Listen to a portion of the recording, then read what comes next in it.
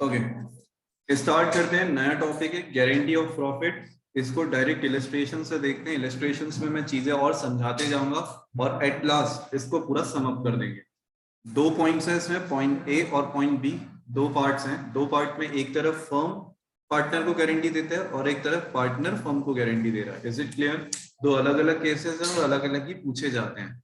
ठीक है, एक क्वेश्चन में शायद ही मुश्किल है, नहीं है, ऐसा भी क्वेश्चन है शायद कि जहां पे एक ही क्वेश्चन में दोनों चीजें डाली गई है। एक तरफ तो नए पार्टनर को गारंटी भी मिल रही है और एक तरफ एक कोई दूसरा पार्टनर है शायद जो जिससे गारंटी ली भी जा रही है। Is it clear?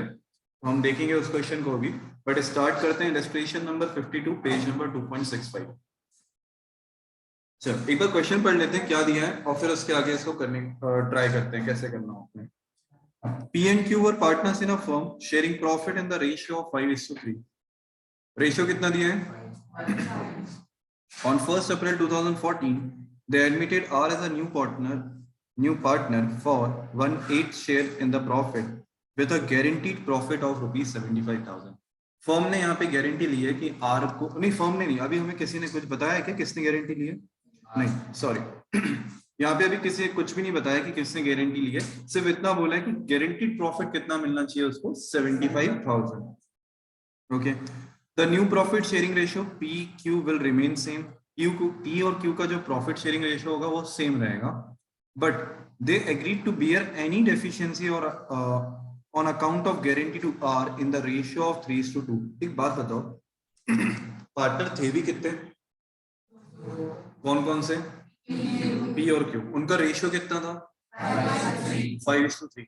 बट वो कह रहे हैं कि उनका रेशियो तो सेम रहेगा उसके आने के बाद, बट अगर कोई डेफिशिएंसी होती है, मतलब मान लो कि हमको उसको 75,000 देना था, फॉर एग्जांपल मान लो उसने 60,000 हमने उसको कमा के दे दिए, बट 15,000 अभी और देना बाकी है, तो ये 15,000 कौन से रेशियो में बटेगा? तो वो वहां पे दे रखा है, that is an agreed ratio which is 3:2। Clear है सबको? अरे यस और नो पीछे? ठीक है। The profit of the firm for the year ended 31st March 2015 was rupees 4 lakh. Prepare profit and loss appropriation account of PQR for the year ended 31st March 2015। चल P&L appropriation बनाना simple करते हैं।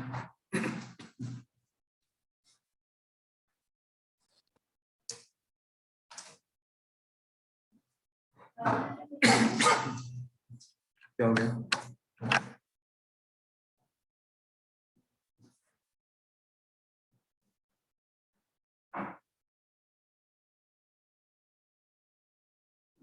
Illustration number 52 और page number है 2.65।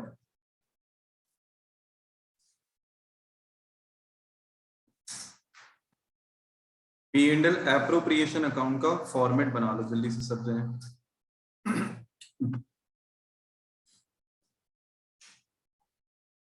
Format बनाओ।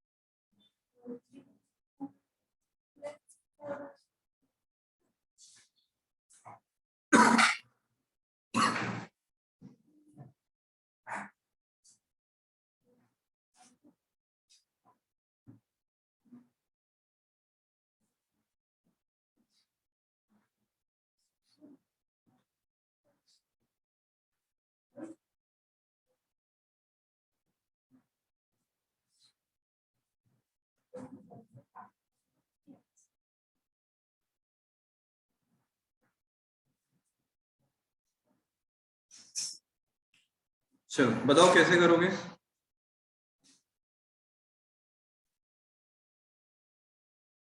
Profit कितना दिया है हमें? मैं सबसे पहले यहाँ बना रहा हूँ P&L एप्रोप्रिएशन अकाउंट। मुझे बताओ प्रॉफिट कितना दिया, तो यहाँ लिख दो by net profit it is 4 lakh. तुम प्रॉपर फॉर्मेट के साथ बनाना बेटा। पर्टिकुलर रुपीस, ठीक है, जैसे पीएनएल का फॉर्मेट बनता है। नेट प्रॉफिट हमें 4 लाख रुपीस दिया हुआ है। अच्छा, अगर कुछ क्वेश्चन में कोई गारंटी वारंटी नहीं होती, सिंपल क्वेश्चन होता, तो क्या इसमें कोई और एप्रोप्रिएशन था हमारे पास? नहीं। तो फिर क्या होता, अगर नॉर्मल क्वेश्चन होता तो हम क्या करते, डायरेक्ट प्रॉफिट बांट देते। तो यहाँ पे भी वही करेंगे हम लोग, डायरेक्ट प्रॉफिट बांट देंगे। ऑनलाइन वालों क्लियर है? यहाँ पे भी हम लोग क्या करेंगे, डायरेक्ट प्रॉफिट बांट देंगे। बताओ कितना आएगा? Two profit. अब ये जो प्रॉफिट बांटने मुझे, पार्टनर्स के नाम क्या है? पी क्यू आर ना, पी क्यू आर। इनका रेशियो, अच्छा न्यू रेशियो कितना है, आइडिया है? न्यू रेशियो तो हमने निकाला ही नहीं है। नहीं, 3:2 तो बेटा वो रेशियो है जो जो हमें लॉस को बियर करना है। पहले न्यू रेशियो कैलकुलेट करना पड़ेगा। देखो इधर बहुत इजी है। वर्किंग नोट नंबर 1, ये हमारे लिए एक नया पार्ट है, calculation of new profit sharing ratio.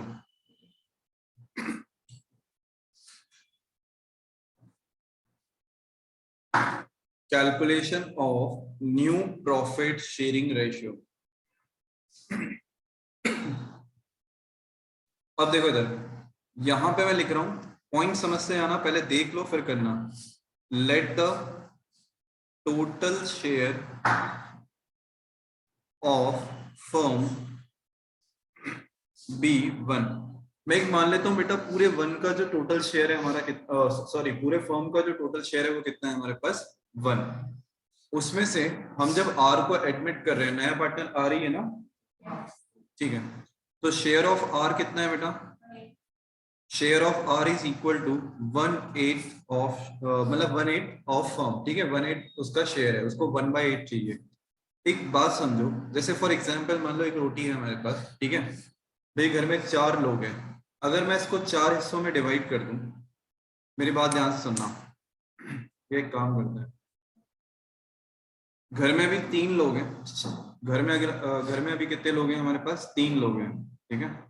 अच्छा, चलो रोटी की जगह पिज्जा कर लेते हैं बस। घर में अगर 3 लोग हैं, तो उल्टी लाइन में,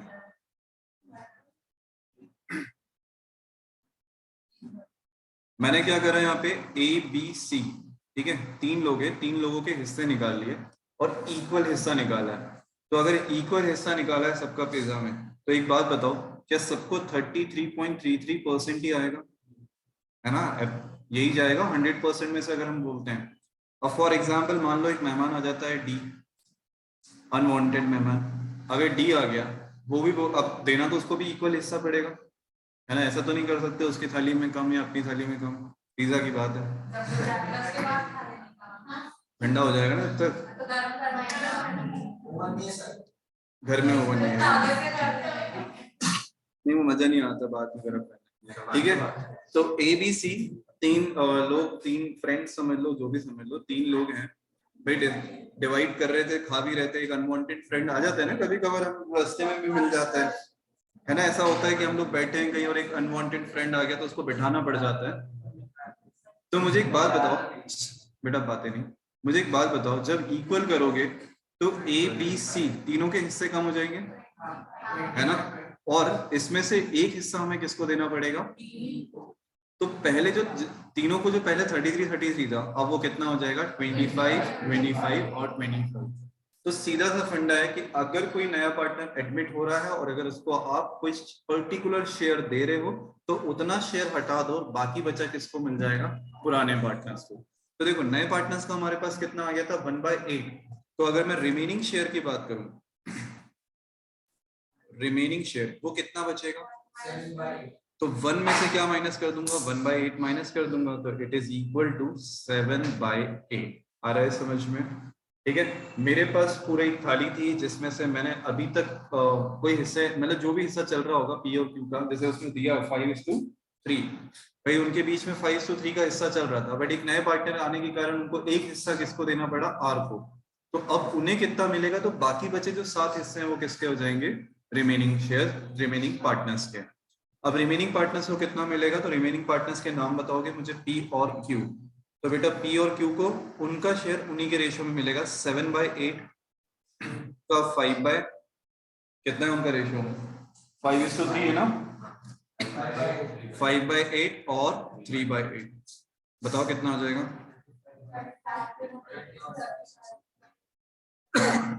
तो P और Q का आया सर 35 और 21 और अगर मैं इसमें R का भी लिख दूंगा एक बार कि 1/8 है और मुझे नीचे अगर क्या बोलते हैं उसको डिनोमिनेटर अगर हमें इक्वल एक जैसा चाहिए मतलब सबका डिनोमिनेटर सेम होना चाहिए तो 8 से मल्टीप्लाई करूंगा तो रेशियो आया मेरे पास 35:21:8 इसको डिवाइड कर सकते हैं क्या किसी चीज से नहीं होगा है ना तो हमारा जो न्यू प्रॉफिट शेयरिंग रेशियो है वो है 35:21:8 आया समझ में कैसे बेटा साथ में डिवाइड कर सकते हैं क्या हमें साथ में देखना है वो तो अपन ने वापस उसको बराबर करने के लिए तो करा है ऑनलाइन वालों क्लियर है रियांशी समी तानिया अंबिका तौशिका जल्दी से बताओ लिख लो पहले इसको ये calculation of new profit sharing ratio लिख लो let the total share of firm be 1 फिर शेयर ऑफ आर आर मतलब हमारा यहाँ पे इनकमिंग पार्टनर है is equal to 1/8 remaining share कितना बचेगा तो 7/8 और पी क्यू आर का अगर हमें निकालना है तो उस 7/8 में से पी कितना ले रहा है 5/8 और क्यू कितना ले रहा है 3/8 ठीक है तो that is 35/64 21/64 and the last को हमें अगर जब डिनोमिनेटर इक्वल करना होता है तो इट इज 8/64 जल्दी से लिख लो फटाफट न्यू प्रॉफिट शेयरिंग रेशियो लिख लिया सबने कॉपी में आगे बढ़ूं new profit sharing ratio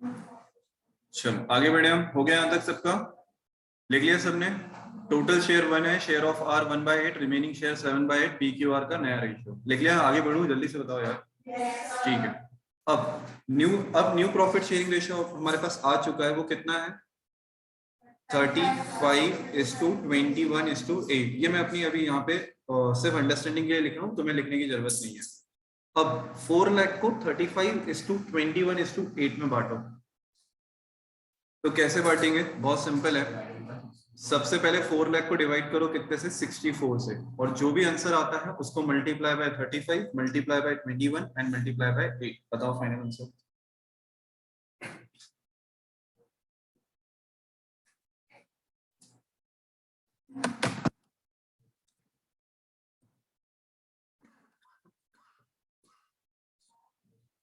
4 lakh को 64 से डिवाइड करो कितना आ रहा है 6250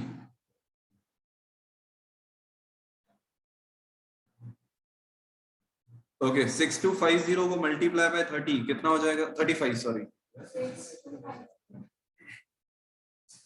6250 तो आ गया अब उसको मल्टीप्लाई करो 35 से फिर मल्टीप्लाई करो 21 से फिर मल्टीप्लाई करो 8 से ऑनलाइन वाले आंसर्स भेजोगे पी क्यू आर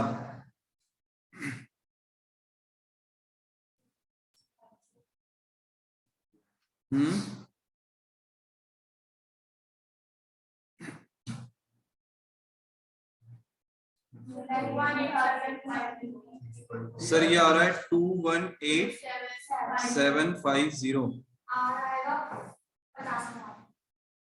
आर का कितना आ रहा है 50,000 पूरा पूरा एक बार चेक कर लेना बाकी जने भी चलो 50,000 आर का हो गया और बताओ क्यू का बताएगा कोई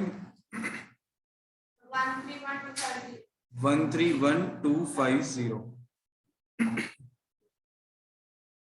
2,18,750 1,31,250 and 50,000 is the right answer Riyanshi answer सही है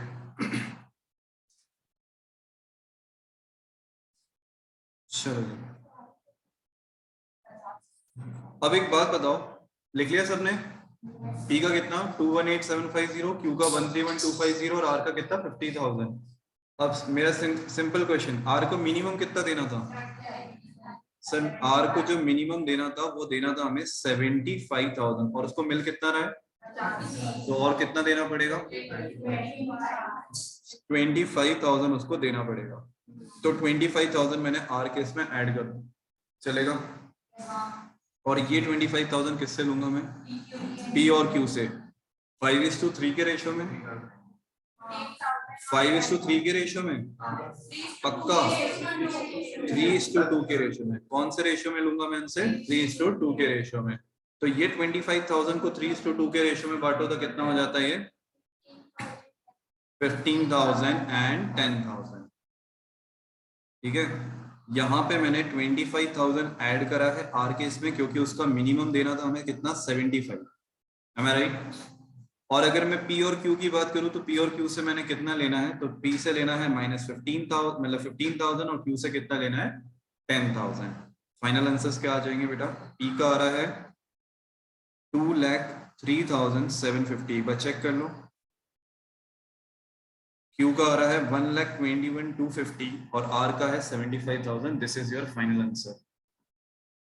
ये है ना, क्योंकि मेरे पास स्पेस कम पड़ गया।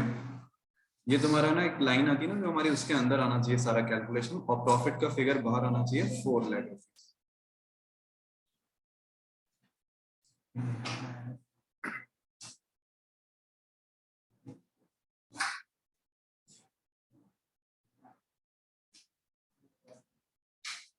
जल्दी से बताओ, क्लियर है सबको कि कोई डाउट? ऑनलाइन वालों, रियांशी, समीर, तानिया, अंबिका, तौशिका, क्लियर हो तो डन का मैसेज जल्दी से। इधर आ गया सबको समझ में? ठीक है, सही है हमारा। अब मुझे क्वेश्चन ये है कि डेफिशिएंसी मेड बाय किस किस ने डेफिशिएंसी मेड करी है यहाँ पे? पी और क्यू ने। ठीक है, पी ने कितनी और क्यू ने कितनी? 15,000 पी ने करी है और क्यू ने कितनी करी है बेटा? 10,000। तो कंसेप्ट क्लियर है सबको? ठीक है, तो ये था concept regarding the minimum guarantee of profit. ठीक है, अब ये तो कौन सा केस था? ये जो अभी हमने फर्स्ट केस देखा था, ये वो फर्स्ट केस है जहां पे जो रिमेनिंग पार्टनर्स हैं उनको एक एग्रीड रेशियो दे दिया गया, उस रेशियो में वो क्या करते हैं? इस डेफिशिएंसी को बियर कर रहे हैं। Am I right? अभी और भी केसेस हैं जिनके क्वेश्चन हम कल करेंगे।